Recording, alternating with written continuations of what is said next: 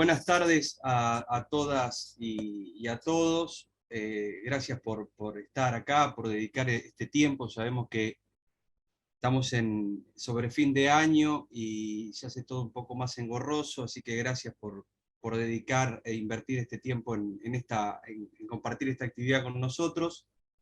Es el sexto encuentro del ciclo que organizamos, que lleva por título Democracias Neoliberales, Lecturas e Interpretaciones Críticas, donde nos propusimos reflexionar sobre la composibilidad entre democracia y neoliberalismo. Hoy tenemos el gusto que nos acompañe Israel Covarrubias, quien es doctor en Ciencia Política por la Universidad de Florencia, es profesor investigador de tiempo completo en la Facultad de Derecho de la Universidad Autónoma de Querétaro, en México. Sus líneas de investigación tienen que ver con el estudio desde una perspectiva histórica, teórica y regional de los fenómenos de cambio político, los procesos de democratización y las formas emergentes de organización del poder. Tiene varios libros publicados, como autor este año publicado Festina Lente, El relato democrático en el contexto pandémico, como coordinador Democracia, Derecho y Biopolítica, problemas y desafíos de la vida en común, y además es director de Estancias, revista de investigación en Derecho y Ciencias Sociales, que es una publicación periódica que coedita la editorial GEDISA con la Facultad de Derecho de la Universidad Autónoma de Querétaro. Hoy nos trae una presentación que tiene por título El populismo y las nuevas formas de desorganización democrática. Así que Israel, bienvenido, gracias por estar acá, gracias por compartir este tiempo y tuya la palabra. Gracias, Germán. Pues muy buenas tardes a todas, a todos, a todes. Antes de iniciar, quisiera pues agradecer a Micaela y a Germán la invitación para participar en este ciclo de conferencias y bueno, y evidentemente al Centro Ciencia y Pensamiento de la Universidad Nacional de San Martín, también por la invitación.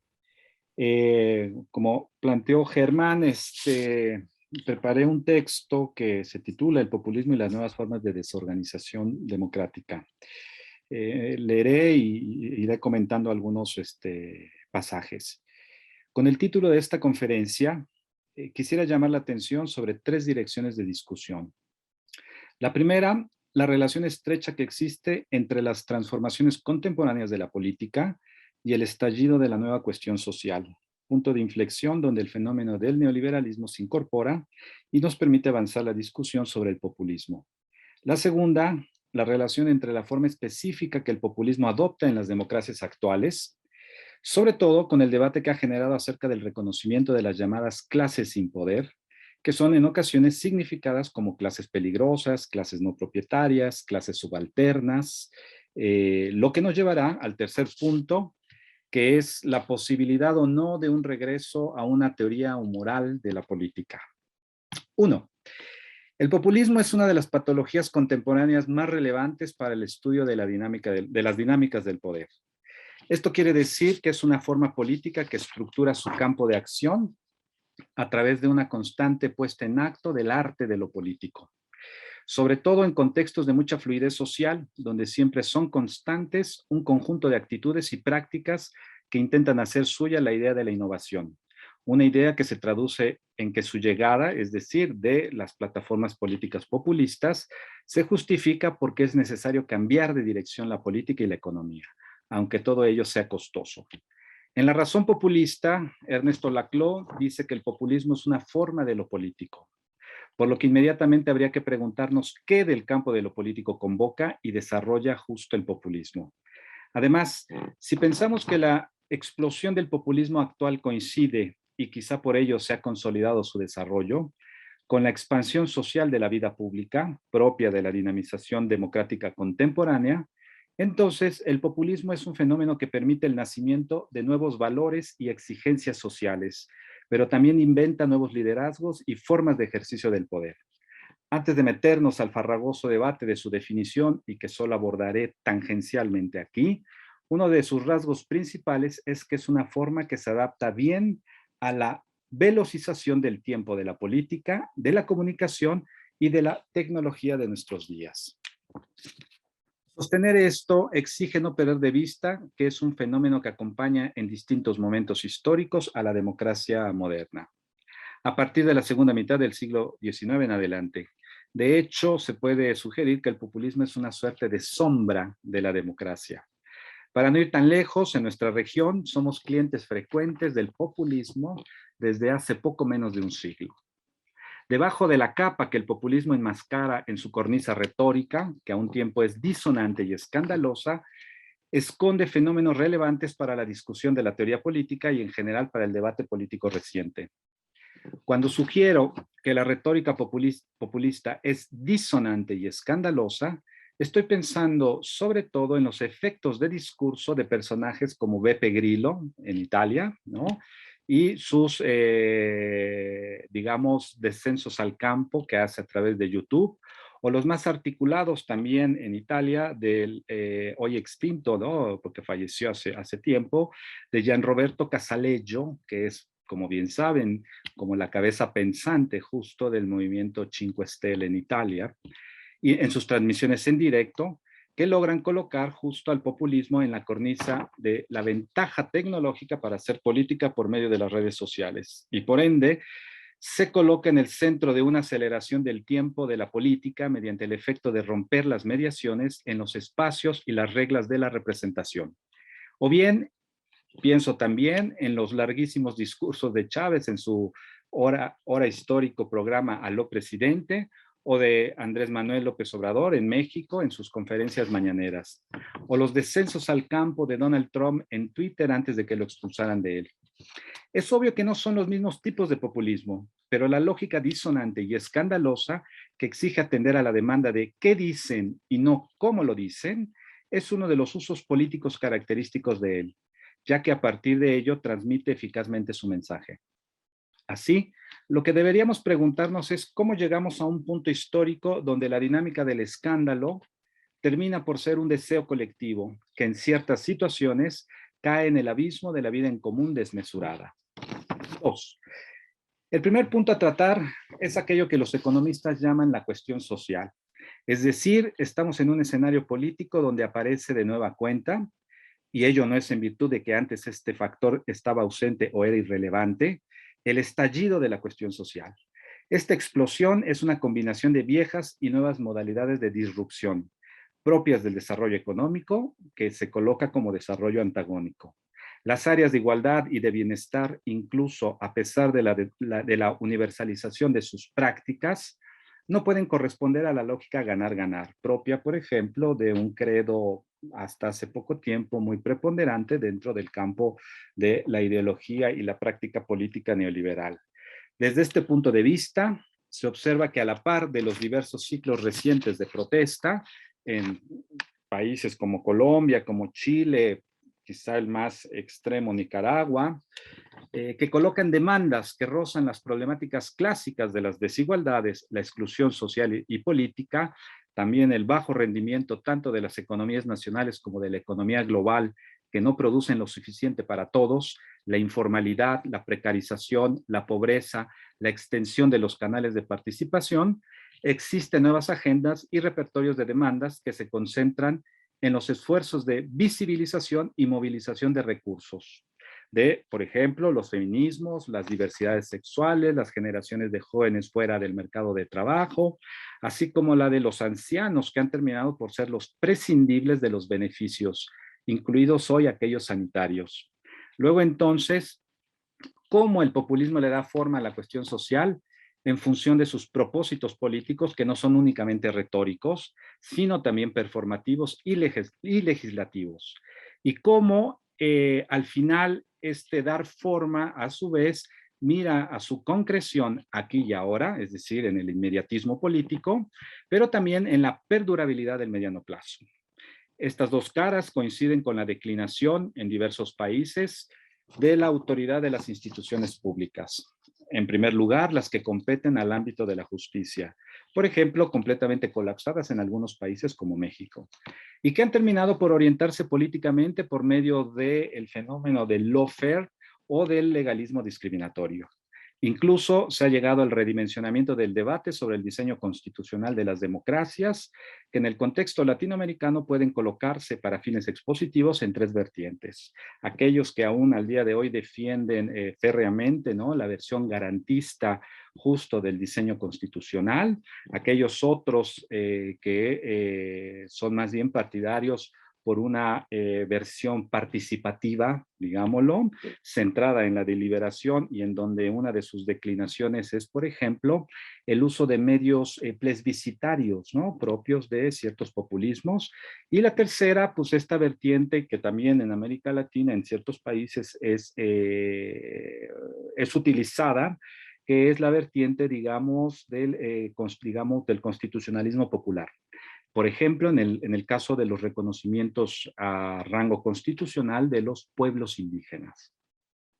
Es un debate que ha terminado por tensarse a causa de la forma controversial que adopta el constitucionalismo popular frente al constitucionalismo populista, colocados ambos como dos tipos de respuesta a la exigencia de reconocimiento simbólico, también llamado poder ritual del débil, y sobre eso regresaré más adelante, y reconocimiento institucional del pueblo.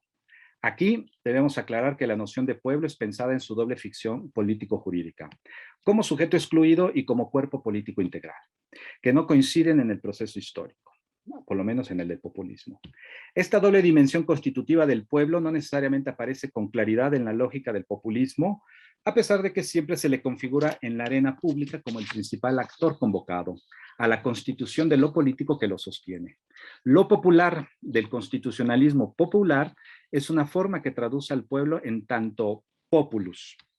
Aquí son célebres las alusiones justnaturalistas, directas e indirectas, al pueblo en las primeras constituciones modernas, tanto en Estados Unidos como en Francia. Aunque ya en la Declaración de Independencia de Estados Unidos de 1776 está presente el llamado a la figura del pueblo en varias ocasiones. Por ejemplo, en su incipit se alude al pueblo como figura de emancipación política. Cito: cuando en el curso de los acontecimientos humanos se hace necesario que un pueblo disuelva los vínculos políticos que los han conectado con otro y que tome entre las naciones de la tierra el lugar separado e igualitario al cual les da el derecho de las leyes de la naturaleza y el Dios de esa naturaleza, un respeto decente a las opiniones de la humanidad requiere que deben declarar las causas que los impulsan a la separación. Fin de la cita.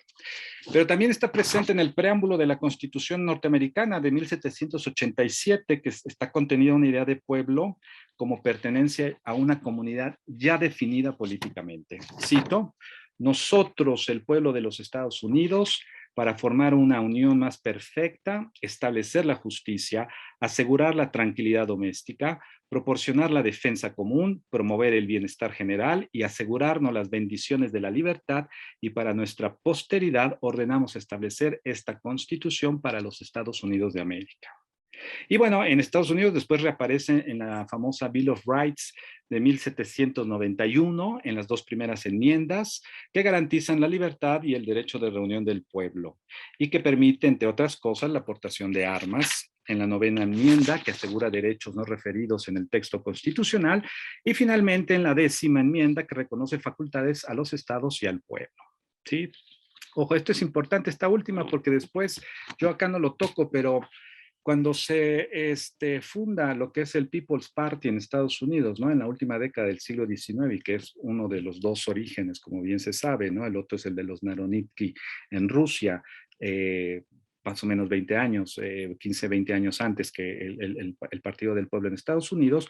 Justo esta enmienda es la que hacen los famosos farmers, ¿no?, estos pequeños granjeros a todo lo largo y ancho de la federación, pues los que se levantan justo en contra, un tanto, digamos, políticamente, pues en contra de la propia federación, haciendo uso justo de esta enmienda que reconoce las facultades de los estados de la federación y de los pueblos dentro de ella en en función precisamente de una serie de derechos que para ellos no son negociables. Y en aquel entonces, sobre todo, esta revuelta de los farmers supone particularmente una gran desconfianza de lo local frente a lo nacional, ¿no?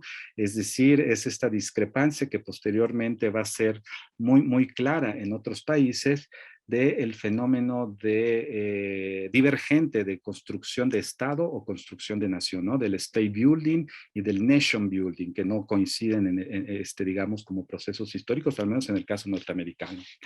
Por su parte, en el caso francés, el vocablo pueblo tiene su aparición en la Declaración de los Derechos del Hombre y del Ciudadano de 1789, donde la palabra pueblo solo es usada en una ocasión, que es en el preámbulo, bajo la forma espacial que instituye la representación política, a partir, como se sabe, de un régimen electoral censitario, que es justo el que viene después de la Revolución.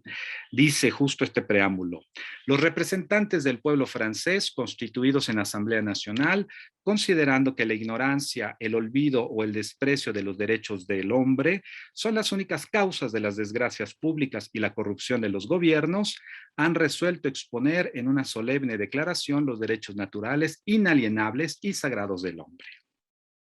Evidentemente, aquí está contenido el rasgo esencial del sistema representativo, que se basa, dice, aquí sigo la lectura de un politólogo francés, de Patrick Guénifé, se basa, dice Patrice Guénifé, en el rechazo del ejercicio inmediato, es decir, directo, de la soberanía por parte del pueblo.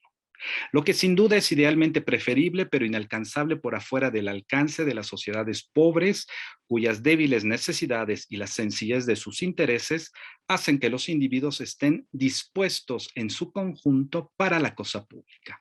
Esta frase a mí me parece muy relevante, a pesar de que está de algún modo describiendo justo, al menos en la versión francesa, lo que es el origen del sistema de representación política, ¿no? De democracia representativa, para decirlo en pocas palabras, que es de algún modo esa, digamos, herencia histórica que al día de hoy las grandes movilizaciones populistas cuando llegan al gobierno, pareciera que una de sus primeras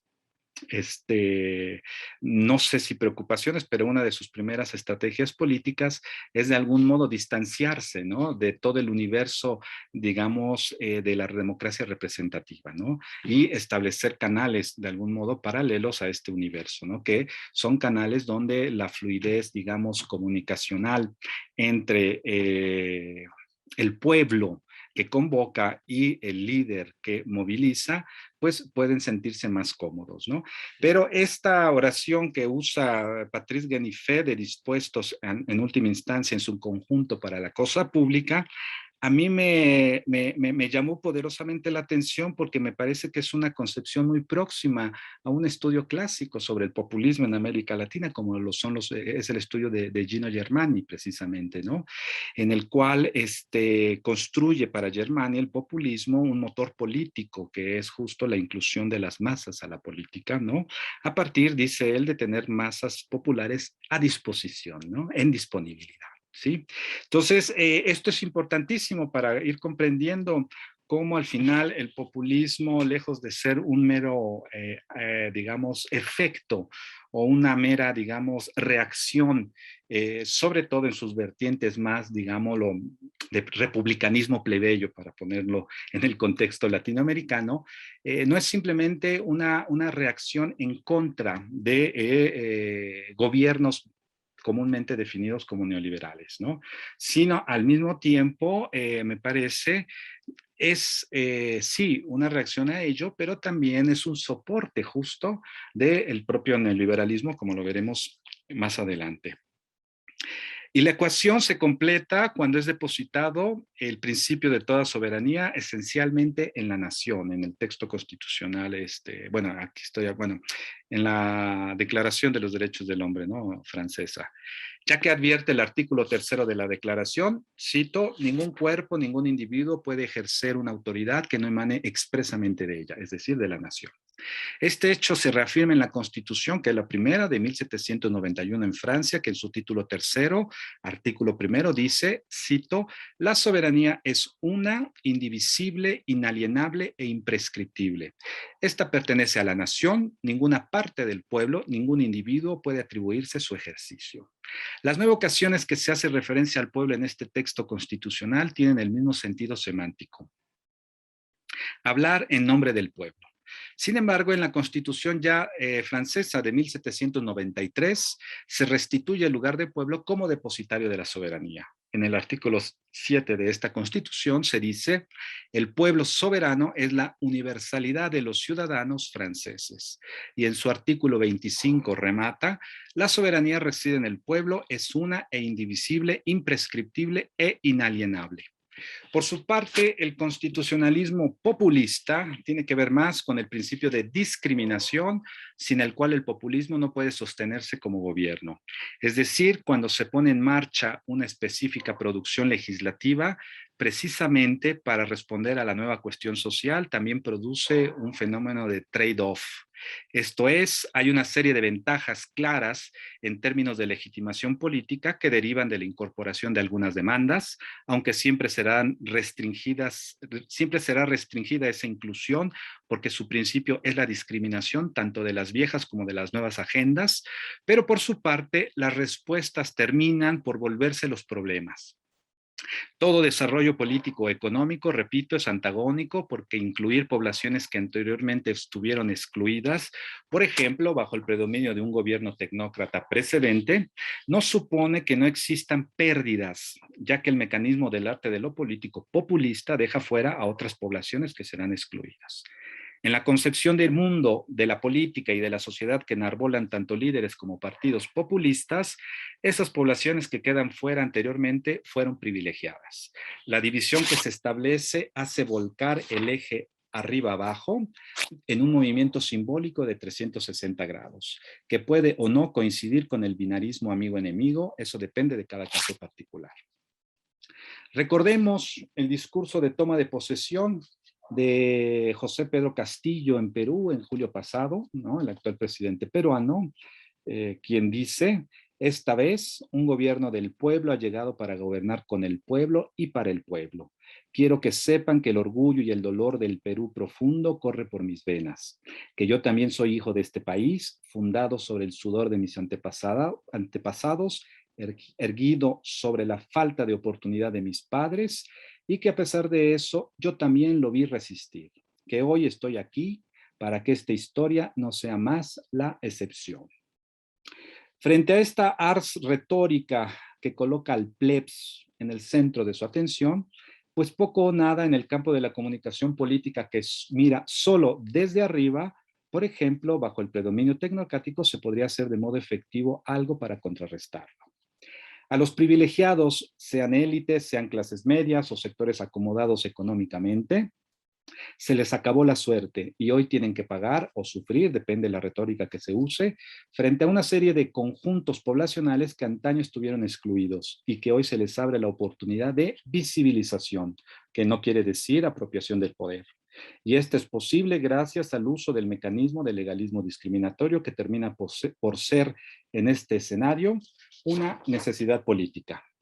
Por lo demás, recordemos que una existencia llena de humillaciones y precariedades tiene mucho menos interés en calcular los riesgos inherentes a la decisión de votar por un candidato populista, porque su vida se encuentra, entre comillas, menos acoplada a los valores y las prácticas dominantes en un momento histórico preciso.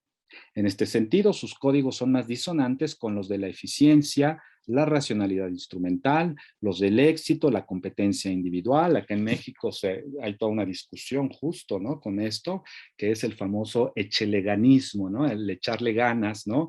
Que era parte de esta, digamos, credo de algún modo vinculado con un cierto, digamos, estilo de política neoliberal precedente, por lo menos al día de hoy, a la actual administración que encabeza López Obrador. Así pues, quizás se pueda decir que el populismo aparentemente pretende resolver lo que el neoliberalismo dejó pendiente, al colocar en el centro de la política a las clases sin poder. Su éxito como maquinaria electoral y en general como partido y como relación simbiótica entre pueblo y líder depende mucho de la consolidación de este momento. Lo anterior podría ser comprendido mejor si nos detenemos un instante en la fractura biopolítica que comienza a ser evidente. Aquí me permito seguir a Giorgio Agamben en un texto brevísimo que se llama ¿Qué es un pueblo?, que está contenido en su libro Medio sin fin, Notas sobre la política, para quien la cuestión oscila entre concebir al pueblo como un cuerpo político integral y por la otra, el subconjunto pueblo como multiplicidad fragmentaria de cuerpos necesitados y excluidos. Pueblo como una inclusión que se pretende sin residuos y pueblo como exclusión que se sabe sin esperanzas. En un extremo, el estado total de los ciudadanos integrados y soberanos, en el otro, la banda de los miserables, los oprimidos, los vencidos. Ahí termina la cita. Esto lleva al autor a que afirme que la noción dual sobre el pueblo está supeditada, dice, cito, a una fractura biopolítica fundamental, entre aquello que no puede ser incluido en el todo del cual forma parte y que no puede pertenecer al conjunto en el cual ya se encuentra siempre excluido. Y bueno, ustedes saben, ¿no?, que mucha de la obra posterior de Agamben, sobre todo el ciclo del Homo Sacer, ¿no?, está justo metido, ¿no?, no nada más en un esfuerzo, y que es un esfuerzo que no termina de aterrizar Agamben al final del día, es una pretensión de construir una nueva teoría sobre la soberanía, ¿no?, o por lo menos desplazar la concepción más tradicional moderna en torno a lo que es el poder soberano, pero está justo articulada a través de este binomio inclusión-exclusión, ¿no? Que es un juego, digámoslo, aporético constante en toda su obra, ¿sí? Y que me parece que puede ser de algún modo, en cierta medida, pertinente para comprender, no sé si para explicar, pero sí para comprender el populismo. En suma, esta es la nueva cuestión social que, como se ve, está cruzándose en su camino con una serie de transformaciones recientes de la política. Deviene una cuestión histórica y sobre todo empírica crucial para el proceso de cohesión e integración social de las democracias. Más aún, subrayo, en una época de capitalismo orientado políticamente. Esta frase yo la extraigo, que la usa Max Weber en un par de ocasiones en su libro Economía y Sociedad, ¿no? El capitalismo político, ¿no? Pero bueno, la frase exacta es justo así, capitalismo orientado políticamente, ¿no? Que es un capitalismo, para que tenga éxito y para que pueda tener perdurabilidad en el tiempo, necesita prácticamente de los amigos políticos, ¿no? Y de la construcción y del diseño precisamente desde el poder político de una serie de reglas, lo que algunos llaman una justicia a la carta, ¿no? Que se sustrae precisamente del principio, llamémosle masivo, democrático de la justicia, digamos, para los ciudadanos, ¿no? Y esta justicia a la carta, en algunos casos, incluso en América Latina, pues ha hecho prácticamente estragos, ¿no? En la manera en cómo las economías, cuando se neoliberalizan, ¿no? Y no es una cosa reciente, es una cosa que viene desde los años 80 quizá, y sobre todo en los 90, pues bueno, van a depender precisamente de las élites políticas, ¿no? Van a estar supeditadas justo a ese, más que contubernio, pues a esa, digamos, a ese capitalismo que necesita estar orientado políticamente, diría Weber acá, ¿sí? Este aspecto no es gratuito porque es lo que permite la operación de colocar el fenómeno del populismo en relación al neoliberalismo, del cual es su efecto, pero también su soporte. Y es nueva no por observar por enésima ocasión los patrones históricos que expresa la simetría entre grupos y clases sociales o entre élites y pueblo. Como es sabido, la cuestión social es un fenómeno que permitió el desarrollo de la democratización en el siglo XIX, es decir, de la expansión de los canales de participación e inclusión, y que aparece con el fenómeno de la igualación o de la igualdad de condiciones que ya nos advertía Alexis de Tocqueville y que Claude Lefort ha señalado como la más clara muestra del carácter paradojal y contingente del orden político democrático.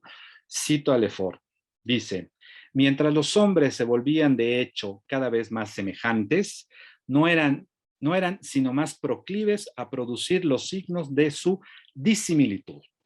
Este es el problema del populismo, ¿no? Aunque hay una pretensión en su operación política justo de querer de algún modo contrarrestar con la operación práctica política esa disimilitud. Y eso es quizá lo más interesante por analizar de él. Más allá, si estemos pensando que produce efectos negativos, ¿no?, para la estabilidad de las democracias, para el mero rendimiento económico, ¿no?, etcétera. El populismo, como es evidente en este alegato, pretende colmar ese vacío que hoy es identificado con la exclusión, una auténtica forma de innovación política. No es un problema de política social o sectorial. Con ello, termina por jugar un rol de carburante precisamente del populismo. Entonces, esa fractura que intuye Agamben teóricamente podría llevarnos a sostener que el populismo ha hecho suya la bandera de cuestionar la atomización de las prácticas del poder. ¿Cómo es que se llega al vértice? Y de las prácticas del contrapoder. ¿Cómo es que se contesta el vértice? Ya que en su lucha por la desjerarquización del estilo que suponía el liderazgo fuerte y vertical heredado del siglo XX, termina por fusionarse con el carácter paradigmático de la neoliberalización de los espacios vitales que produjeron en su desarrollo las experiencias con la democracia en los primeros lustros de este siglo XXI. La neoliberalización de los gestos del poder tradicional que hoy adopta modalidades biopolíticas muestra que con cada intento de abandono o rechazo, este poder termina por viralizar su imagen, corroborando el fenómeno de la aceleración del tiempo, por lo que resulta imposible su perforación. Esta es una forma de negación de la política tal y como la habíamos conocido hasta hace poco. En ese sentido, con mucha probabilidad tendremos que comenzar a pensar la política desde una perspectiva post-política, así como la democracia ha sido pensada desde un punto de vista post-democrático. 3. El pasaje del lugar que ocupan las clases sin poder en el escenario del populismo actual nos empuja a comentar brevemente el llamado poder ritual del débil, como parte de esa reactivación política, porque hay que decir que el populismo es un efectivo despresurizador de los conflictos sociales, a pesar de que los profundice, al tiempo que deviene una escuela de socialización y conversión política. Cuando hablaba de un giro de 360 grados en el eje arriba-abajo, me refería a la activación de ese poder ritual del débil. Para el sociólogo italiano Alessandro Pisorno, este poder significa, y lo voy a citar en extenso, son 3 párrafos porque me parece que es muy preciso su composición, dice: la necesidad de la presencia de componentes de la colectividad sin poder. En el acto donde el poder recibe reconocimiento y se vuelve autoridad, ha sido llamado, en una fórmula sintética, el poder ritual del débil. Este puede tomar la forma del derribamiento del estatus. El subalterno se eleva predominante. De humillación ritual del poderoso, como en la fórmula Servus Servorum Dei en la consagración del Papa. De compromisos para servir al débil, como en la vela del caballero medieval, o de otras técnicas parecidas que castiguen al poderoso. De este extraño poder acordado con las clases sin poder de la sociedad, o por sus representantes a través del proceso ritual durante el cual el poder es instituido, se pueden dar 2 interpretaciones. Una es la interpretación estructural, de naturaleza maquiavélica, por la cual el poder ritual del débil es visto como poco más que una mistificación. Con más precisión, como una astuta técnica de control social que le facilita al poderoso el gobierno de la sociedad. Por su misma temporalidad, las fases en las cuales los poderosos son humillados, los estatus derribados, a los que no tienen poder se les da la experiencia de la autoridad. Representan puros desfogues, estados ilusorios desde los cuales las clases subordinadas regresan mucho más tolerantes y sumisas a la vida productiva de todos los días. Cuando es creado un complejo aparato para representar a los que no tienen poder, los representantes se unen a los verdaderos poderosos para compartir los beneficios del poder. De este modo, la ilusión es perfecta. La interpretación alterna puede ser llamada comunitaria. En la base del poder ritual del débil está la necesidad de la comunidad de verificar periódicamente su unidad. La presencia de aquellos que no tienen poder en el proceso de formación del poder es la garantía de la identidad colectiva. En este proceso, las clases débiles y las fuertes se conjugan en una suerte de unión mística. Esta unión no es solo momentánea o ilusoria. Más allá de la garantía de unidad, las clases sin poder poseen algo de relevancia para dar a los poderosos. Estando sin poder y sin éxito, viven en una particular tensión hacia el futuro donde se podría realizar una suerte de redención que llevaría a término su miseria y sujeción. Las clases que ya tienen poder y éxito están menos dispuestas a formas de tensión hacia el futuro, pero la colectividad en su conjunto puede tener la necesidad, de este modo, de la particular contribución que en esta dirección están en grado de otorgar las clases inferiores o sus representantes. Aquí termina la cita de Pisorno. Ahora bien, las clases sin poder, antiguamente referidas como clases no propietarias o en el paroxismo normativo del siglo XIX como clases peligrosas, son un conjunto heteróclito de grupalidades definidas por la condición económica e ideológica en la base del eje arriba-abajo. Y frente a la constante tecnificación de la política en la democracia, así como frente a la colonización de diversas élites políticas, empresariales, intelectuales y sociales del campo de conjunción de lo público democrático, y por si fuera poco, frente a una realidad económica que en muchos casos está orientada políticamente, es que el populismo es un estilo o se vuelve un estilo de ejercer el poder en la democracia. Asimismo, tiene una forma bifronte, ya que desde un punto de vista ideológico es parte de ese nuevo genus democrático de nuestro siglo. Y si lo observamos como proceso histórico, se coloca además como el umbral de salida a la degradación de la rutina partidista de la democracia actual. En particular, el populismo se ha vuelto un modo dominante de relación entre ciudadanos en democracias que han perdido el sentido de la deliberación pública, de la consulta popular y del bien común. Sin embargo, es oportuno subrayar una diferencia fundamental.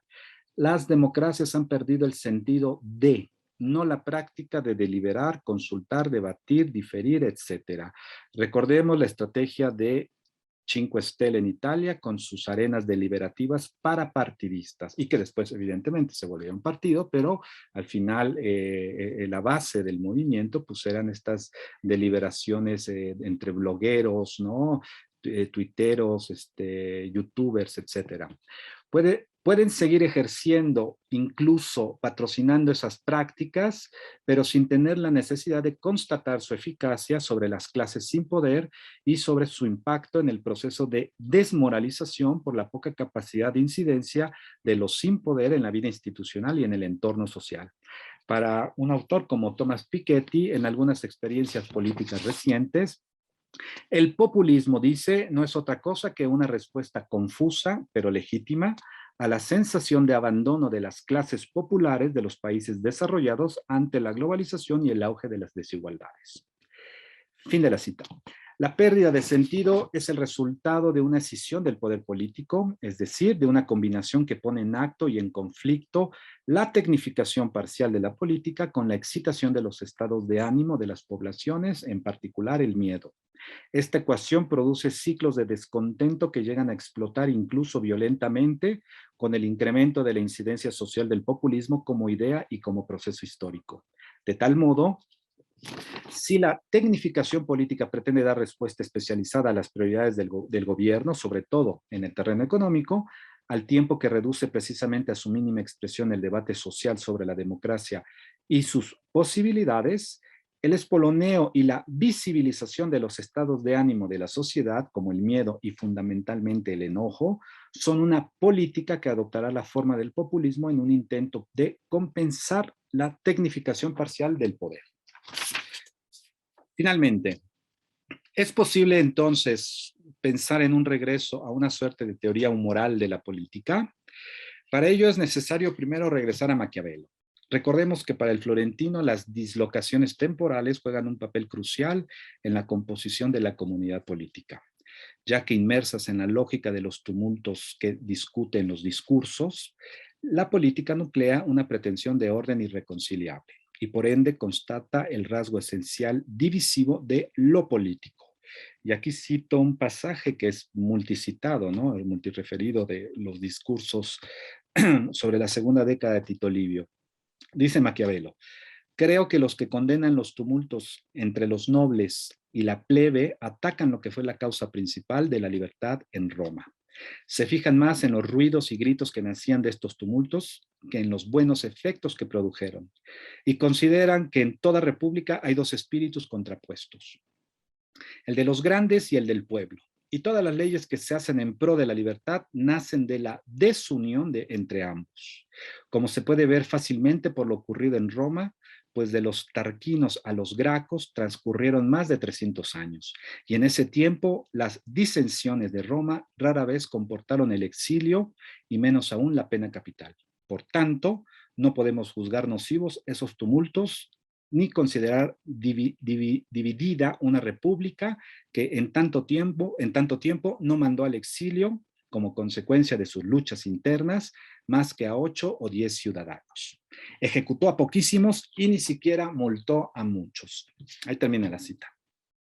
Para Maquiavelo, el inicio de una nueva temporalidad está enganchado a una revelación metapolítica que tiene lugar justo en los órdenes del tiempo.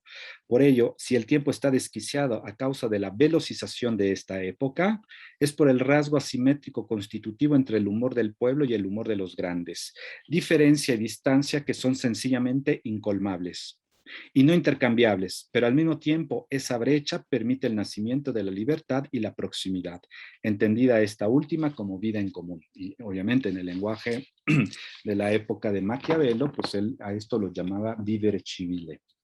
Un regreso a una teoría político-moral tendría que detenerse en el estudio del fenómeno del peligro que reviste la expansión de los miedos, los enojos, ¿no? Los franceses, los sociólogos tienen hoy este mote de la colère, ¿no? Este estallido de rabia, ¿no? El resentimiento, donde se inscribe la lógica del populismo en la sociedad democrática. Esta es una tarea pendiente en el campo de la teoría política y de la teoría social. Quizás se encuentren destellos en las obras de algunos pensadores clásicos cuando observan el papel que juega el miedo y la discordia, además de Maquiavelo, por ejemplo, Hobbes, en la organización de los asuntos humanos. En ellos, el peligro aparece como uno de los elementos constitutivos en la formación del orden político. De cualquier modo, es necesaria una teoría política y social que debate el lugar que ocupa el peligro en el interior de nuestra sociedad, problematizando, entre otras tantas preocupaciones, las siguientes interrogantes. ¿Frente a qué acontecimiento nos sentimos en peligro? ¿Qué causas generan precisamente el desasosiego cotidiano? ¿Las expresiones del miedo son una respuesta al peligro? ¿Cómo es posible la reducción de la incertidumbre a causa de esa sensación invisible, pero también visible del peligro? ¿Cuál es el impacto del miedo en las formaciones identitarias de las comunidades democráticas? ¿Qué formas institucionales, sociales y cognitivas tienen estas comunidades democráticas para despresurizar ese fenómeno latente? De nueva cuenta, el problema son las concepciones sobre el tiempo y las maneras en cómo se despliega a lo largo de la sociedad. Asistimos, dice Giacomo Marramao en un breve ensayo reciente sobre el populismo, al crecimiento de un doble espíritu de la democracia. Por un lado, tenemos el alma madisoniana que limita al poder. Por el otro, el alma populista, que activa la participación. El dilema de sofocar alguna de las dos dimensiones nos empujaría definitivamente al dilema de vivir en democracia sin derechos o bien asegurar derechos sin democracia. Este es el núcleo de problematicidad entre populismo, neoliberalismo y democracia. Por ende, la democracia debiera ser pensada desde un punto de vista, dice Marramao, estratigráfico, ya que al tomar distancia de la enorme actualidad, pero también inactualidad del populismo, podríamos observar con precisión sus segmentaciones del populismo, sus fracturas, sus despliegues, en esa suerte de path dependence que alienta el cambio repentino de la política. Sobre todo al cuestionarnos qué resta de ella, sobre todo al cuestionarnos qué queda de ella en la forma política de hoy y que hemos heredado. La herencia de la política es esencial para este cometido del siglo XX y sobre el cual seguimos parados en un mundo que simplemente ya no es. Ahí yo me detengo. Muchas gracias. Gracias, Israel. Muchas gracias. Abrimos el espacio a comentarios, a preguntas que pueden hacerlo mediante el chat que está disponible. Sí, Mica. No, bueno, agradecerle a Israel su presentación y bueno, para nosotros estos temas son polémicos siempre, ¿no? Nuestra historia, nuestra tradición, así, así los configura. Yo cuando te escuchaba hablar de populismo, en mi configuración y constelación conceptual se aproximaba más al neoliberalismo o a lo que uno entiende por neoliberalismo que a lo que uno entiende por populismo. Y aquí empiezo a hacerte algunas preguntas para comprender mejor e interpretar mejor el planteo que nos traes. La primera de ellas sería, eh, vos mencionaste al pasar a Laclau, y Laclau, creo yo, entiende el populismo como un modo de radicalización de la democracia. Algo que me suena muy a contramano de lo que estabas presentando vos. Me da la sensación que la presentación que hacía Israel digamos, los referentes empíricos de tu presentación son Cinque Stelle, inclusive Trump, en donde efectivamente uno podría pensar no hay una discontinuidad entre populismo y neoliberalismo, sino una continuidad del neoliberalismo por otros medios, que es muy distinta a otra idea posible de populismo, que podríamos pensar en un populismo de izquierda, tal como lo imagina Fraser, o en un populismo que responde a una tradición que no es esta, sino, bueno, la propia de Laclau, para decirlo más rápido, en donde el populismo, lejos de ser la continuidad del neoliberalismo, es su interrupción, o pretende ser su interrupción. Entonces ahí todos los conceptos, inclusive los de Gino Germani, son reeditados y retraducidos en un sentido, para decirlo rápido, progresista. Entonces la primera pregunta sería, ¿cómo dar lugar en esa conceptualización del populismo a su ambivalencia o a su ambigüedad, dado que no es un término que asuma solo una declinación, sino que diría más bien es un campo de batalla o un objeto de disputa? Entonces, preguntarte si lo ves así y en qué sentido lo pensás así, en qué sentido ese término puede alojar una contradicción interna, y entonces señalar temporalidades, procesos, modos de identificación y crítica divergentes, y en qué medida no. Y la otra es algo, en realidad tengo un montón de preguntas, porque son temas que obviamente a todos, creo que los que estamos acá nos interpelan mucho, entonces, sobre lo cual nos gusta reflexionar, nos convoca a la reflexión. Y la otra pregunta es más bien un pedido de ampliación. No sé si después me decís si se entendió o no, igual mi pregunta, porque ahora creo que me quedé corta y que se podría seguir un montón más. La otra pregunta más puntual, más concreta, es si podrías definir o ampliar lo que entendés vos como nueva cuestión social, que no sé si me termina de quedar tan clara, para poder pensar entonces esto otro que decís en relación al populismo. ¿En qué medida es o no una respuesta funcional a esas formas de neoliberalismo o no? Yo iría por ahora con estas dos y para iniciar la conversación, y después continuamos. E invito, por supuesto, al resto a que hagan sus preguntas también. Sí, gracias, Micaela. Con relación al primero, justo pensando en la presentación, no quise meterme justo en esta parte que estás subrayando de la ambivalencia o esta ambigüedad, digamos, semántica que tiene el propio concepto de populismo, ¿no? Que no es la misma ambivalencia o la misma ambigüedad que tienen las experiencias históricas, ¿no? Con el populismo, ¿sí? A veces yo siento que en el campo de los estudios, no nada más de teoría política, ¿no? Sino en general de los estudios sobre el populismo, pues siempre se parte de esa como constatación de hecho, ¿no? Es un concepto ambiguo, ¿no? Etcétera. Pero al final, a mí me gusta mucho la concepción de Laclau sobre el populismo. De hecho, es justo, es un concepto que es polémico porque presupone una definición política, ¿no? Es decir, es un concepto, digamos, de parte, ¿sí? Y no nada más presupone una concepción sobre la política y lo político, sino también presupone en última instancia una toma de posición, ¿sí? Esto es lo que me parece que a mí hace que más que ambiguo sea un concepto polémico, ¿no? O sea, es decir, es un concepto que crispa, ¿sí?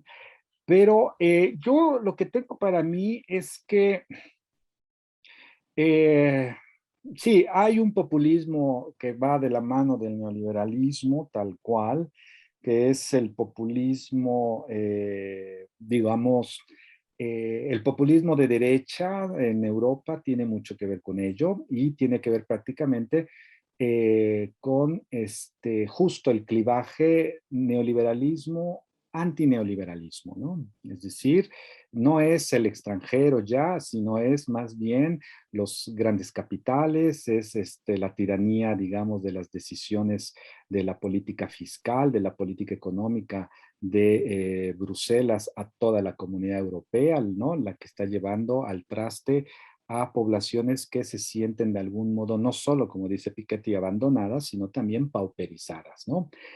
A mi modo de ver, yo creo que del caso latinoamericano habríamos que, digamos, distinguir este, por casos. No obstante, que creo yo, y estoy convencido de ello, que en el caso latinoamericano se puede ensayar una teoría de área, digámoslo, ¿no? Pero si yo veo el caso mexicano, que justo evité por lo mismo hablar de él, ¿no? Reciente, pues sí vemos una particular, digamos, dislocación, digámoslo, retórica de la política hoy con el actual presidente López Obrador respecto de sus dos o tres antecesores, por lo menos, ¿no? Es una dislocación semántica que sí logra establecer un campo de discontinuidad en el terreno de la historicidad, digamos, donde hoy el populismo se está desarrollando, pero de algún modo es una discontinuidad que no puede romper del todo con ese pasado, ¿no? O sea, quiero decir que algunos de los principales operadores políticos del actual presidente fueron los artífices, ¿no? De todas las políticas neoliberales en México en los años 80. O sea, es una paradoja, quiero decir, ¿no? Y el presidente mexicano se ha pasado 1000 veces repitiéndonos que, bueno, han cambiado, cambiaron, claro, claro, ¿no? Se movieron, el tablero es otro, etcétera. Pero en ese sentido, ahí, por ejemplo, esa radicalización de la democracia se ve fracturada, justo, ¿no? Por esta insostenibilidad, digámoslo, de una quiebra más allá de lo meramente discursivo, de una suerte de post-neoliberalismo, ¿no? En el caso mexicano, ¿no?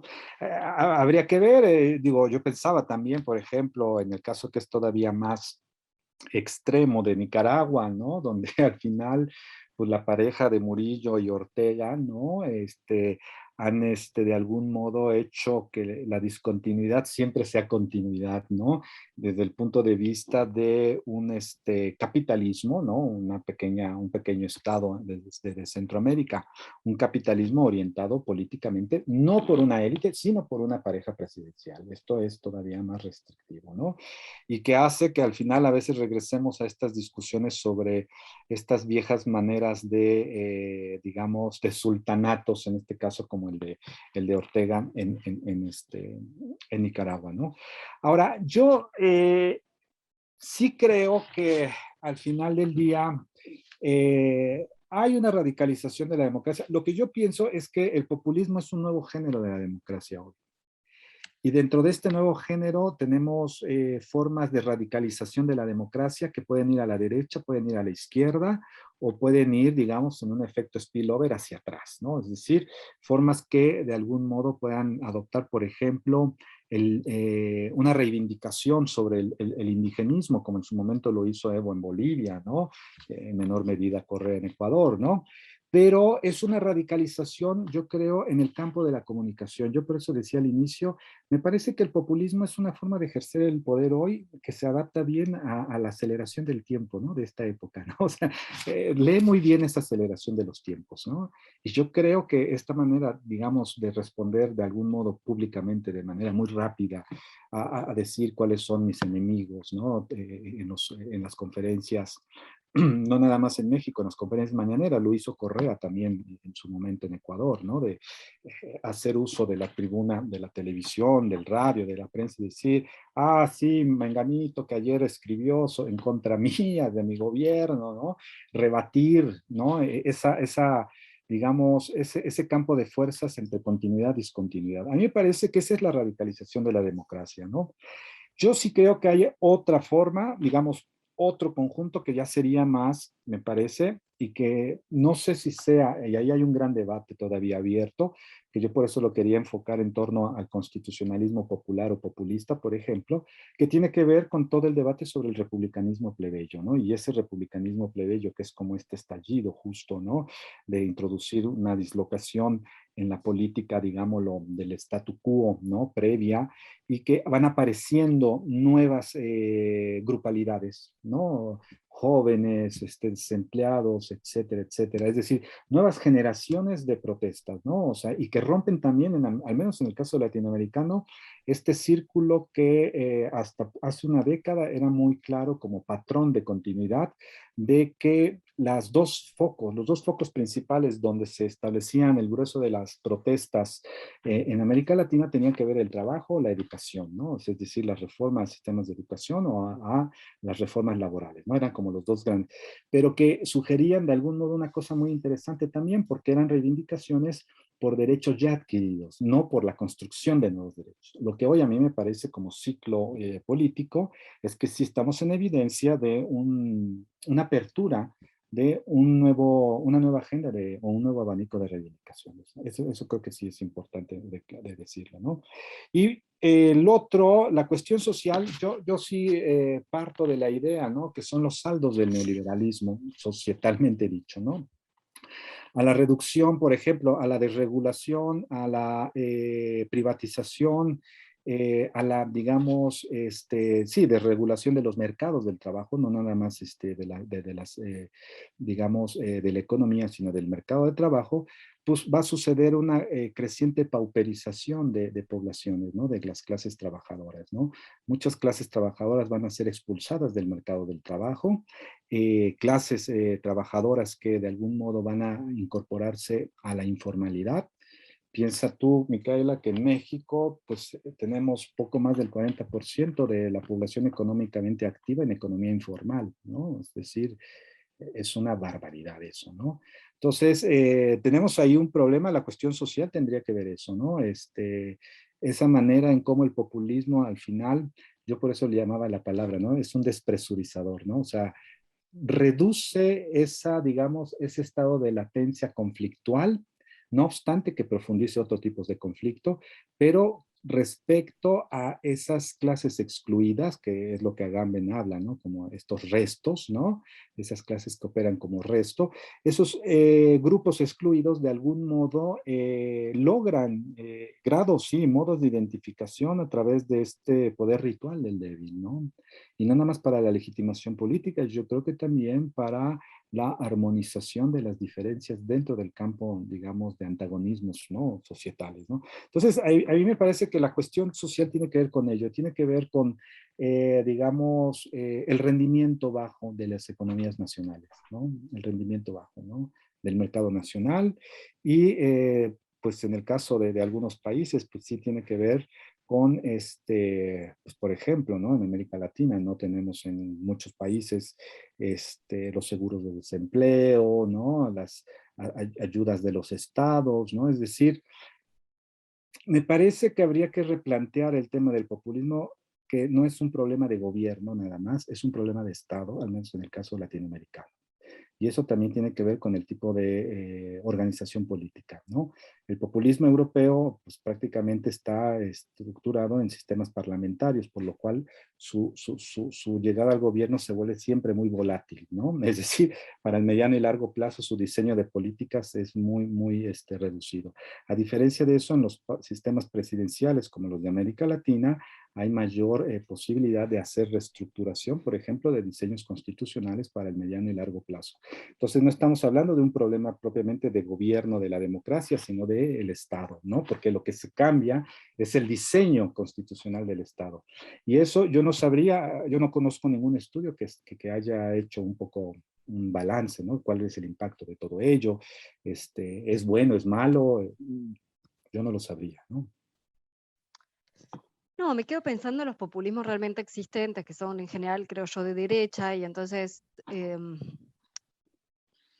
sería bastante cuidadoso en usar ese término, porque, por ejemplo, en el caso concreto de Argentina, el populismo tiene mucho que ver con el peronismo, que señala procesos, creo yo, distintos.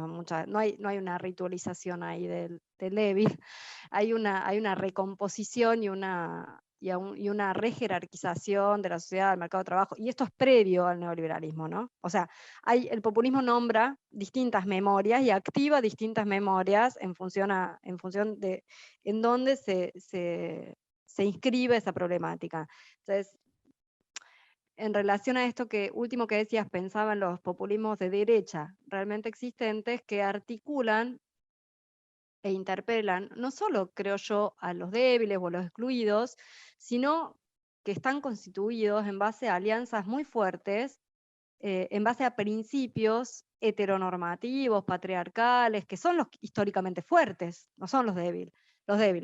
Más, no sé, poderes de Silicon Valley, o sea, pienso muy concretamente en Trump, ¿no? No estoy pensando en América Latina. Creo que América Latina es un continente muy complejo para analizar estos temas y de hecho creo que gran parte de esa complejidad es la que es nuestro tesoro, entre comillas, y es la que nos puede dar herramientas para problematizar aquellos otros populismos que a veces nos quedan más lejos y con los cuales o al menos hablo quizás ahora en nombre propio, digo, con los cuales uno no se suele sentir muy identificado. Entonces pensaba que en el caso de los populismos de derecha realmente existentes, que son varios, europeos, Polonia, no sé, inclusive intentos actuales de populismo de derecha en Europa, en Alemania, que reeditan una cuestión clasista muy fuerte, digamos, reactivando miedos, como decías vos, efectivamente, que tienen miedos, cóleras, vinculados a expresiones xenófobas. Bueno, o sea, eso es como todo parte, creo yo, de un combo en donde el populismo difícilmente puede ser pensado como una radicalización de la democracia. Cuando vos me traías esta frase de una radicalización de la democracia hacia la derecha, yo pensaba, ¿es posible eso sin que sea un oxímoron? ¿Podemos pensar en términos de radicalización democrática en términos de derecha? A mí me resulta muy difícil imaginar un proceso de democratización, no sé, de radicalización de la democracia de derecha, por derecha o por izquierda. Como me resulta también difícil pensar o sostener el término populismo para definir ambas vertientes. Digo que para mí es un problema, o sea, me parece que está bueno esto que traes porque es algo que ocurre, que digo, es un debate absolutamente actual. Hay quienes dicen dentro de los teóricos, de filósofos políticos, de las ciencias políticas, que no sería adecuado nombrar con el mismo concepto o término de populismo las expresiones de derecha que las expresiones de izquierda. Porque si el populismo es la institución del pueblo y el gobierno para y por el pueblo, y ahí hay una dimensión, hay un rol protagónico fundamental de subjetivación del pueblo y por lo tanto de mediación política del pueblo y sobre todo las cosas de mediación, o sea, no es inmediatez, es mediación y es mediación política. Lo que haría el populismo de derecha, dicen estos autores, es desmovilizar al pueblo y diluir al pueblo. Entonces no se puede nombrar bajo el mismo término a estos dos fenómenos que son sustancialmente distintos.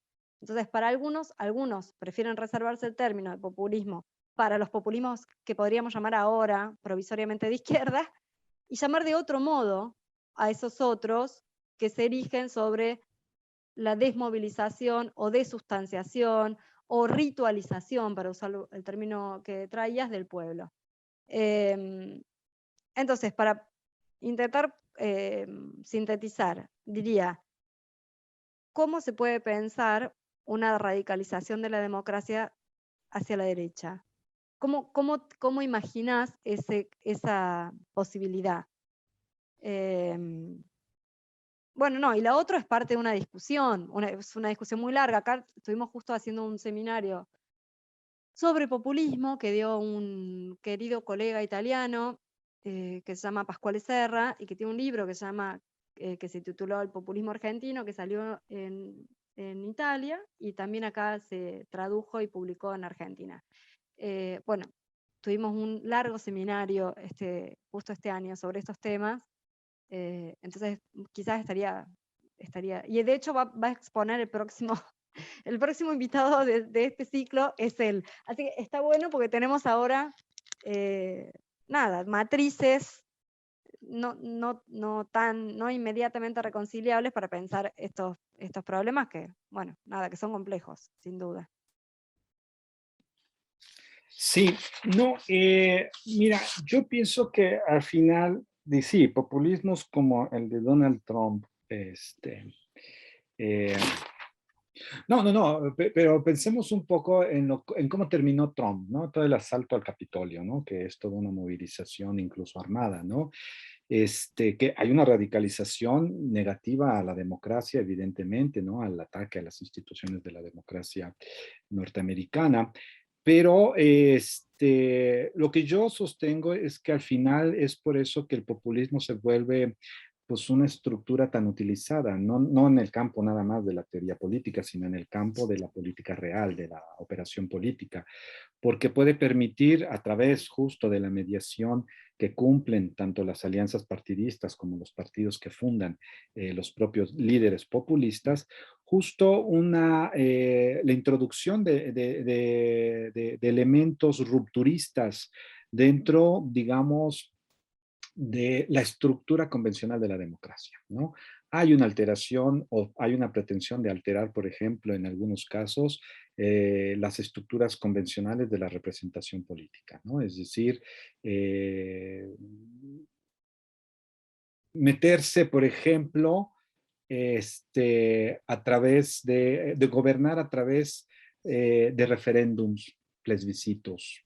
Estas figuras que son propias, por ejemplo, del constitucionalismo popular, los líderes populistas las utilizan de manera muy, muy, muy eficaz, ¿no? O sea, porque son llamadas al campo para reiterar, ¿no? Para refrendar el apoyo que puedan tener, para establecer justo un clivaje nosotros, ellos, ¿no? Para poder, de algún modo, destrabar o meter presión, por ejemplo, a las instituciones de justicia, ¿no? Ahora, yo estaría un poco en desacuerdo con que en caso de los populismos de derecha no se les podría llamar populismos, porque fíjate, en la experiencia ahora y qué es lo que se está debatiendo muchísimo en México, ¿no? Andrés Manuel López Obrador lleva 3 años en el gobierno, ¿no? Muchos analistas están convencidos de que es un populismo de derecha. Si uno va viendo en qué sentido se piensa eso, probablemente hay indicios importantes, ¿no? O sea, quiero decir, es un personaje antiaborto, por ejemplo, ¿no? Todo el tema de las diversidades sexuales no entran en su... Es decir, son grupos que no están a los que él llama, digamos, ¿no? A ellos no les dirige su voz. Tiene las clases medias, ¿no? No se entiende con ellas, ¿no?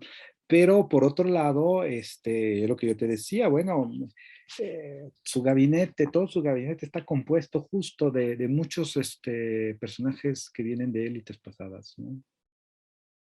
es como esa contradicción, es decir, como que no hay un estilo puro, digamos, un tipo puro de populismo de izquierda o de derecha. A mí me parece que más bien son formas híbridas. Ahora, el otro punto importante que sí habría que meter justo para establecer esa diferencia también es que a veces es muy común también meternos de lleno cuando se está estudiando los populismos de derecha, sobre todo, a de algún modo ponerlos en la esquina del fascismo, ¿no? O en la cornisa de nuevos tipos de fascismo. Evidentemente habría que ver ahí sí, primero, ¿no? Que estamos pensando por fascismo, pero hay cosas muy claras que de algún modo hasta nos alejan de ello. El fascismo sí está convencido como fenómeno histórico de el tema de la reeducación, o sea, la vuelta de no a ser un hombre nuevo, ¿sí? El populista de derecha, él parte del hecho de que el pueblo sabe, o sea, el pueblo sabe. O sea, no lo pretende reeducar, ¿no? Ahí. O sea, hablar del poder ritual del débil es un mecanismo distinto, ¿no? O sea, activa poblaciones, yo creo, y que eso podría ser más de una radicalización de izquierda democrática, yo sí creo que activa poblaciones que previamente estaban poco interesadas en política. Esto me parece fundamental, ¿no? Es por eso que el populismo se vuelve una fuente no, es un motor democrático en ese sentido, ¿no? Yo ahí sí, por eso dije, bueno, los efectos yo no los sabría, ahí yo tenemos que buscar caso por caso, ver cómo fue el desempeño en la economía, cómo fue el desempeño legislativo, cómo fue el desempeño en el diseño institucional, ¿no? Las regiones, o sea, ahí habría que ver todo eso, porque de otro modo terminamos un poco metiéndonos a esta discusión que en algunos campos intelectuales se coloca, ¿no? Como el populismo es como una suerte de bestia negra, ¿no? que tiene como un sentido catastrófico, ¿no? Simplemente su puesta en acto política, ¿no? Pero bueno, ese es el punto ahí. Ahí me parece que sí, yo creo, desmoviliza al pueblo, sí, desmoviliza y moviliza incluso como reacción a esa desmovilización. Cuando estabas diciendo eso, estabas pensando en la elección en la cual llegó Macron justo a la presidencia, ¿no? Que su oponente era Marine Le Pen, ¿no? Justo una populista conservadora de derecha, y votantes que tradicionalmente no votarían en una primera vuelta y no votaron en una primera vuelta a Macron, decidieron votar a Macron en segunda vuelta para detener a Marine Le Pen. ¿Sí? O sea, es decir, hay una movilización dentro de la democracia que puede de algún modo, ¿no? Por eso decía, es un trade-off, o sea, puede producir efectos inesperados al final del día, ¿no? Y evidentemente votaron a él porque pues en realidad no tenían afinidad con pues un tanto con la violencia del discurso de Marine Le Pen, ¿no?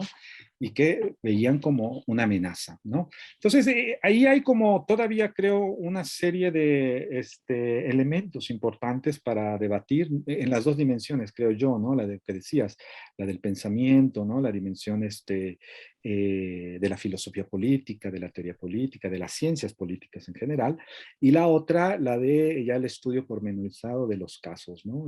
Cómo es que van movilizándose. Y yo por eso decía, bueno, nosotros en América Latina pues, somos un viejo cliente del populismo, ¿no? Desde las experiencias de la primera mitad del siglo XX hasta el día de hoy aparece y reaparece, ¿no? Es decir, hay una serie de, digamos, una gran continuidad, ¿no? Una última cosa, en el caso mexicano hay un autor que es un historiador, bueno, sí, es un historiador, Arnaldo Córdoba, ya murió, muy famoso, ¿no? En caso mexicano, ¿no? Sus lecturas del sistema político mexicano, y él tiene la que a mi modo de ver es justo como la gran hipótesis sobre el populismo en México. Él dice que al final el populismo es una continuidad, es decir, es un estilo de hacer política después de la Revolución Mexicana, ¿no? Porque la Revolución Mexicana no está trazada así, pero se vuelve una revolución populista. ¿Sí? No popular, populista. Y entonces todos los presidentes no pueden dejar ese motivo porque es un factor importantísimo de legitimación política. ¿no? Y tendrá algunos casos, algunos picos altísimos, ¿no? Nosotros, pues sí, está Lázaro Cárdenas, ¿no? En los años 30, en los años 70 hay algunos casos también importantes, pero en esa suerte como de continuidad discontinua del populismo mexicano, tienes algunas formas muy tiradas a la derecha, como la de Carlos Salinas de Gortari, que sí, es el gran neoliberal, el gran arquitecto neoliberal en México, pero si uno atiende a la manera en cómo trabaja el diseño de su política social, es una política totalmente populista, ¿no? Por afuera de las instituciones, digamos, de desarrollo social, por afuera del partido, ¿no? Del partido que lo postuló y que era el que gobernaba, y construyendo capilarmente una estructura en todos los municipios del país, que eran los comités de solidaridad. ¿No? O sea, y es una cosa como operación política muy exitosa, porque todos ubicaban los comités de solidaridad y el Programa Nacional de Solidaridad con la figura del presidente, no con el partido, no con el gobierno.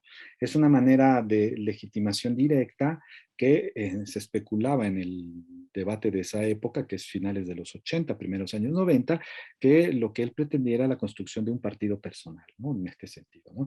Pero al final es también esa manera de, digamos, de movilizar, quizá tú dices, a lo mejor en este caso, de manera un tanto clientelar, ¿no? Movilizar recursos. Pero aún así, sí, yo pensaría que ahí hay como esos fenómenos internos, ¿no? De reflujo, ¿no? Como que de rebote, que que eso es lo que a mí me interesa analizar más bien, ¿no? Perdón, Mica, meto un... no, pensaba la dificultad en todo caso de evaluar eh, la resistencia, si se quiere, de lo que pueden ser los populismos de izquierda frente a la continuidad de ciertas políticas neoliberales, y si eso es posible tomarlo así como una política inmanente o dentro de las fronteras soberanas de un Estado, digamos, porque por lo general lo que tiendo a pensar es que los anclajes, digamos, que pueden dar cuenta, que pueden explicar de alguna manera esas continuidades que López Obrador tenga en su gabinete, no intento justificarlo, ¿no? Pero digo, y pienso, funcionarios de un corte ideológico aparentemente contradictorio, puede responder a eso que hoy se llama, que bueno, acá en Argentina está como muy de moda, de correlación de fuerzas, ¿no? que, también es bastante difícil de asir, porque si uno se para mucho en esa idea de correlación de fuerzas, bueno, ¿dónde queda la agencia? ¿Dónde queda la capacidad la voluntad política para poder superar, correr los límites, digamos, ¿no? Tirar los límites para otro lado, sobre todo en situaciones notablemente críticas, pero que incluso en esas situaciones uno no puede dejar de sopesar, me parece como analista, los anclajes que tiene esas intenciones de continuidad, ¿no? de sistémicas, digamos. Y pienso, y vos mencionaste el lawfare, por ejemplo, mencionaste también los nuevos focos de protesta, ¿no? La aparición de nuevas demandas, ¿no?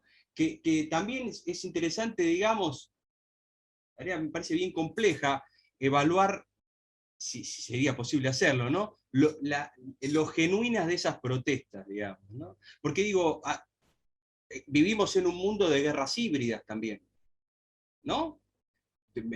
Un ejemplo es el lawfare, pero las campañas de desinformación, el uso de las nuevas tecnologías, tecnología de la información y la comunicación para la desinformación, para acciones encubiertas, digamos. Estados Unidos es un buen ejemplo de eso también, ¿no?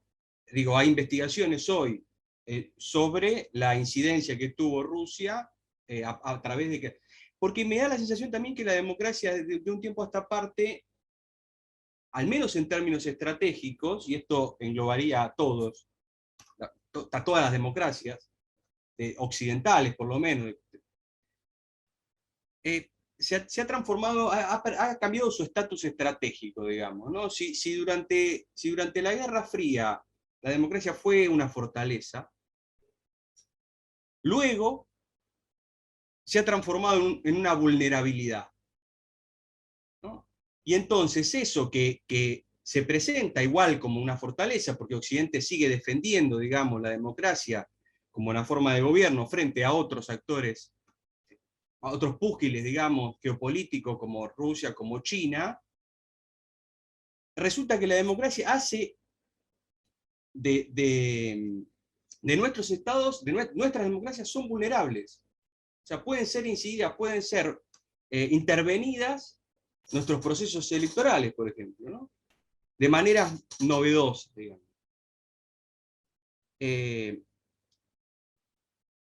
Entonces, o sea, me da la sensación de que eso como que debe ser analizado un poco con...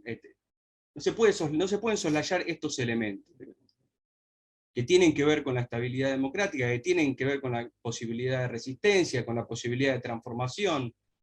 No me da la sensación de que pueda haber una tabula rasa, digamos, para quien llega, porque de hecho, inclusive acá le pasó a Cambiemos, cuando llegó y se dio al gobierno encabezado por Mauricio Macri, ¿no? Cuando ganaron las elecciones, en el 2016 tenían que gobernar tres distritos de los más, el Estado Nacional, en la provincia de Buenos Aires y la Ciudad Autónoma de Buenos Aires. Y el Estado está integrado por personas. Tienes que completar una nómina de funcionarios políticos para gobernar el país, básicamente. No quiero ser centralista, pero digo, el 40% de la población argentina habita en el AMBA, digamos, en la provincia de Buenos Aires y Ciudad de Buenos Aires. ¿Y qué haces? Rajás a todos y completás con... Digo, es realmente muy difícil. Bueno, ese comentario con alguna indicio de pregunta. Perdón, hay alguien que levanta la mano que me aparece como iPhone. Adelante. Si... Hola, ¿cómo están? iPhone es Mario Greco, en este caso. En realidad estoy arriba de un automóvil. Lamento haber escuchado solo una parte de la exposición de Israel, al que conocí en su momento porque leí un libro de él que se publicó por la editorial de la Universidad de Tierra del Fuego y tuve el honor de prologar. Así que, en primer lugar, mandarle un saludo a la distancia y agradecerle la exposición de Israel.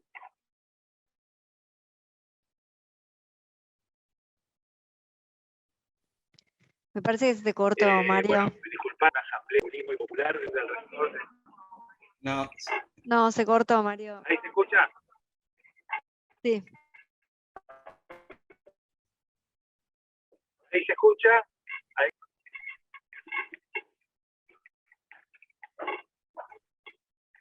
A ver ahí se te ve. Decime que no estás manejando, pues estaría muy mal. No, pero estoy muy cerca de la casa, ahora me voy a detener. No, decía simplemente que mandar un saludo a Israel, disculparme porque bueno, llegué tarde a esta exposición.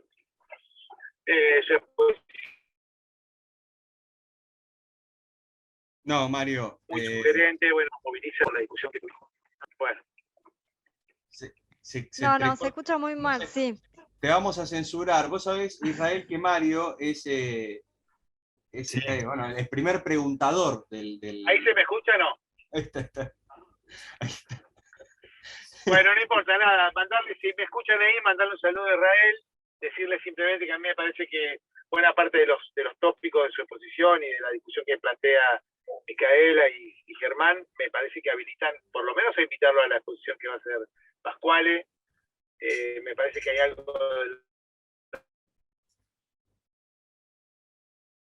Bueno, Listo, Mario. Popular, del contencionismo popular. No, Mario, no se escucha, sí. Después igual que lo importante se escuchó, que es que queda invitado para continuar este diálogo, Israel, por supuesto, eso también se lo íbamos a decir nosotros, nosotres. Pero me gustaría que Israel entonces hiciera una última reflexión, ya estamos llegando al final del encuentro.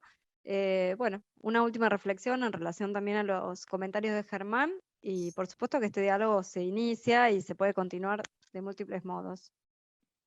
Sí, muy bien. Pues muchas gracias, Mario, ¿no? Qué bueno conocerte. Digo, un poco así, vamos, ¿no? No, a ver, me parece que Germán dejó ahí muchas cosas en la mesa, ¿no? Para discutir, pero hay dos que a mí me parecen súper relevantes y que tienen que ver para el debate sobre populismo. Me parecería que habría que colocarlas también en el centro de la reflexión. La primera tiene que ver con todo este tema de la que llama la vulnerabilidad, el asedio, digamos, a la democracia por toda esta dimensión supraestatal, ¿no? O sea, que se sustrae completamente a cualquier control local, nacional, digamos, ¿no? El tema de toda, digamos, la industria de los algoritmos, ¿no? Toda la tecnología que de algún modo construye estados de opinión, preferencias, ¿no? Y que, no, es evidente, yo estoy de acuerdo con ello, ¿no? La llegada de Trump a Estados Unidos coloca en un nuevo tipo de democracia eso, ¿no? O sea, y de hecho nos coloca como para decir, no nada más el tema de la vulnerabilidad de la democracia, sino también de qué tipo de regímenes políticos entonces estamos hablando, ¿no?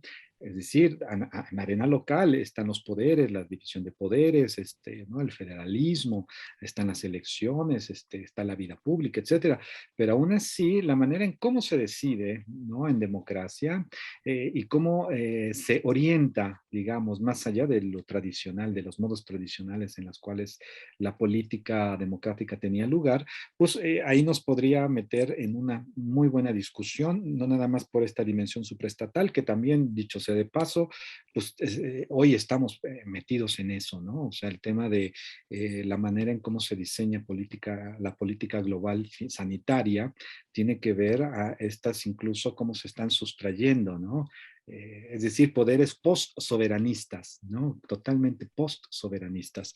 Y por otro lado, el otro punto que me parecería muy relevante, pues es esto, son nuevas fuentes de inestabilidad, ¿no? Estas son nuevas fuentes de inestabilidad política de la democracia, pero al final también nuevas demandas y nuevas maneras de hacer política. Este es también el otro punto importante, ¿no?